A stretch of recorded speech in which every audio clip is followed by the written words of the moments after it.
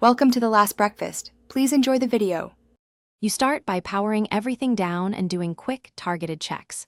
First, reboot your Quest 2 and both controllers. This clears transient sensor errors. Next, inspect your play space.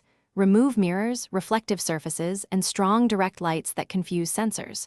Once done, open the Oculus app and confirm firmware for headset and controllers is current so tracking software isn't causing drift.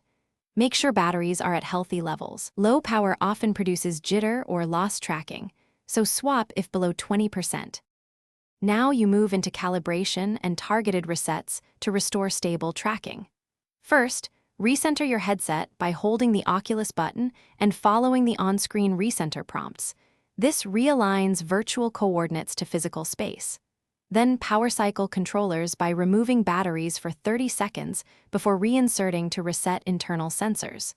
After that, clear your Guardian bounds and rerun the room setup so the headset relearns environmental references and landmarks, which helps the inside-out tracking. Finish by stabilizing conditions and verifying results so you know the issue is solved.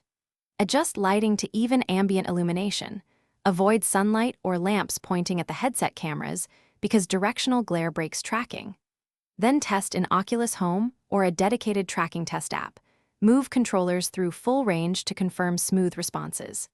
If you still see loss or jitter, repair controllers in the app or collect logs and contact support. One key tip: try a different room briefly to rule out environmental interference.